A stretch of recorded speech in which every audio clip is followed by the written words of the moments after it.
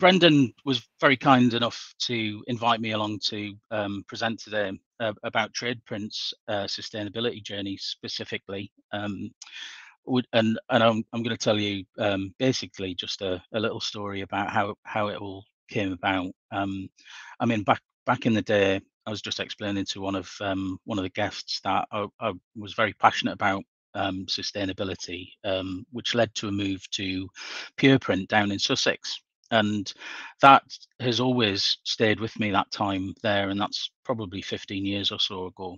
I arrived after a meandering journey at Tradeprint to Tradeprint, and we we've we've been looking at our things like our carbon footprint for a long time. After the acquisition by Simpress, we had some targets set, and we had to start looking at what we do. Now, I've always been, unfortunately, I had a high bar because of Pureprint, so I always thought that we weren't quite doing enough to build a roadmap as far as sustainability goes. And it was a couple of years ago, I was sat next to Steve Lister, who works for Popeye, and he's an independent environmental consultant. Many of you will probably know him.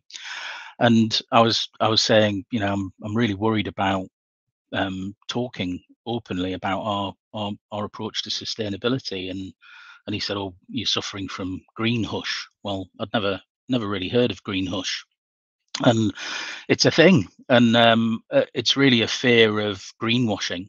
And he gave me some great, very straightforward advice, and that was just tell the story, Anth. You know, just tell people what you're doing, be open about it. So the first thing we did was we started looking at waste. So we focused on waste, and we did a full cradle to grave analysis of where our waste goes, and that that allowed me to. I had grand ideas about a big poster explaining where all the waste went and how it was recycled, and disappointingly, a lot of it's burned for energy. But it was a learning journey, and that started getting me more familiar with the things we needed to do to try and improve our waste by moving it further up the waste hierarchy. I recognised that there were some people passionate in Tradeprint about sustainability, so I I often describe myself as the short, fat, Geordie version of Greta Thunberg.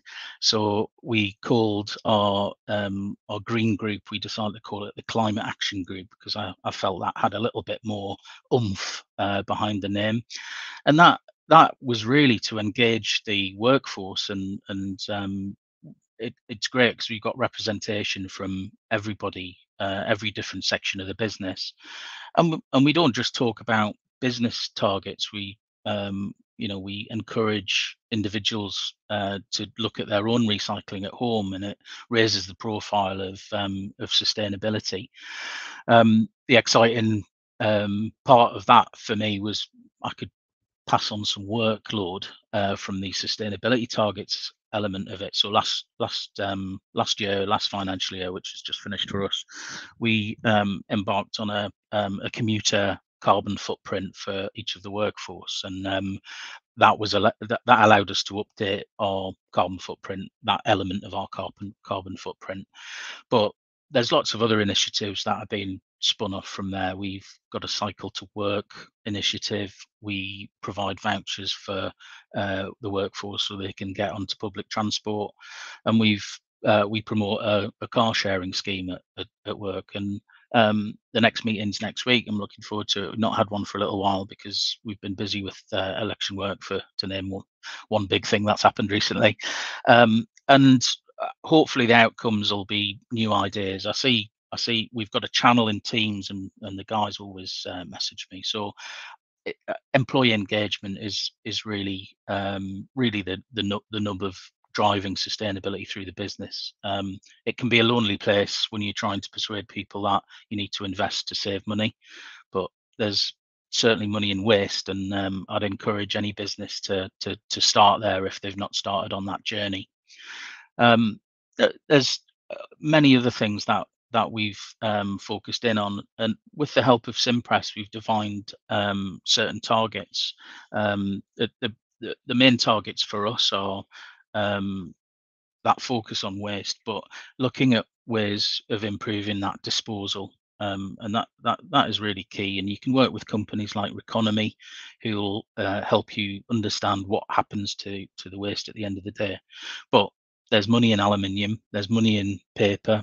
We've got a great initiative in Dundee where a local business comes and takes our waste wood, broken pallets, and they make them, they turn them into furniture and things like that. And that's great because that's not even waste, that's reused, so it doesn't count towards our recycling targets. Doesn't contribute to the amount of recycling we need to do, so that's a really good thing. Embracing sustainability in forestry. So for us, responsible forestry is very important, and that's group wide, not just Dundee. But we've held FSC for a number of years. We're about to register for PEFC this November, and we focus on targets in packaging and product. So we think it's really important that we drive our packaging, because there's a lot of it, and there's some legislation coming down the line that means that you need to be more responsible with what you're putting your products into.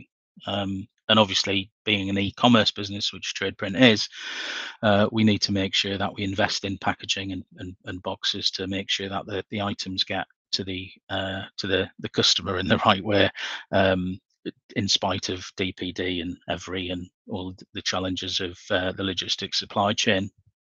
The elimination of problematic plastic, that sounds very grand. That for us, that's probably PVC, and our PVC is our biggest problematic plastic.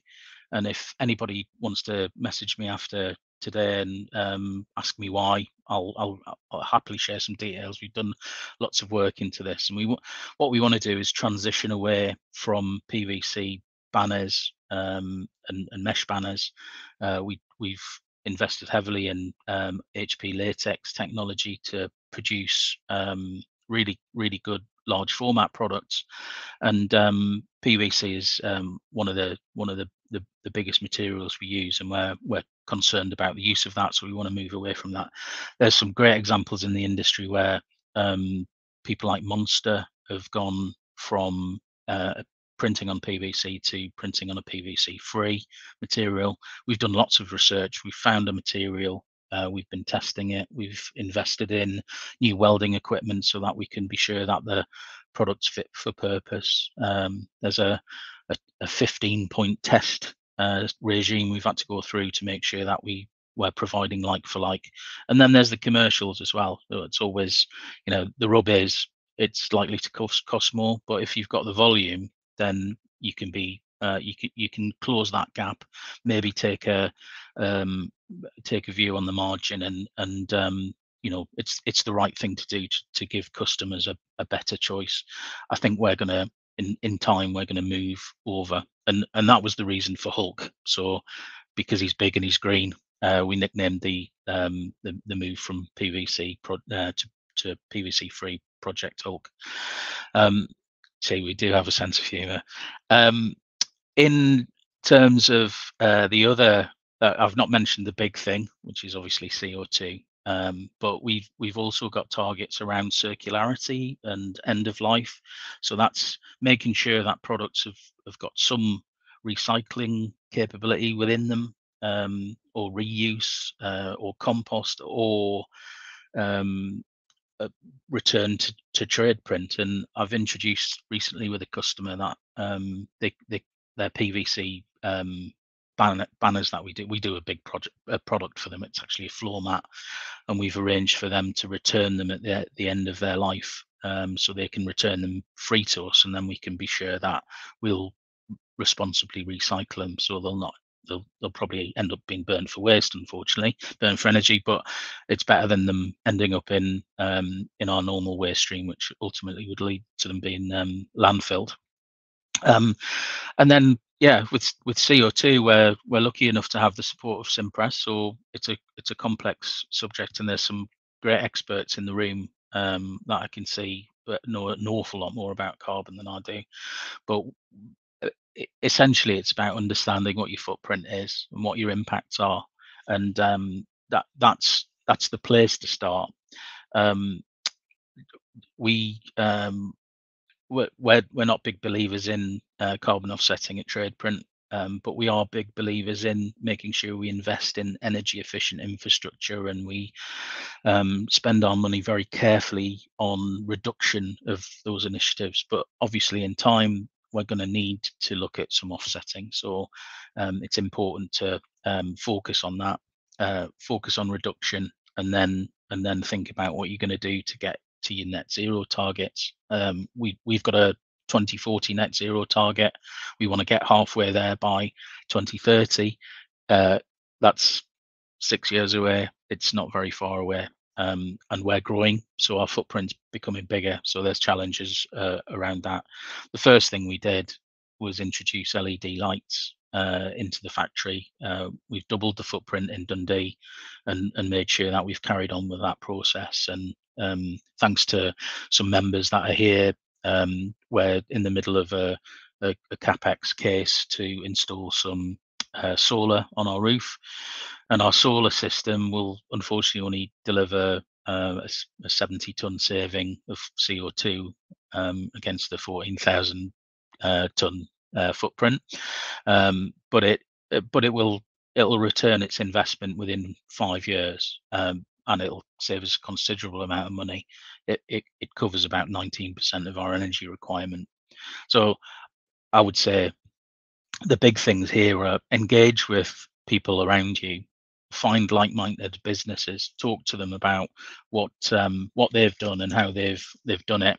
Enter awards. Maybe don't win them straight away, but enter them and try and improve yourself. Look at what the competition are doing. Look at what your colleagues are working on. I've always found everybody very open about sustainability, and it's refreshing that it's a topic we can all talk about without fearing that we're going to give some competitive advantage away. I had a great chat with Brendan before he left for holiday, and he impressed upon me the importance of explaining that there's a choice to sustainability. We can sit here and we can do nothing, and we can wait for legislation to come in and be forced to make changes, which will undoubtedly cost us more.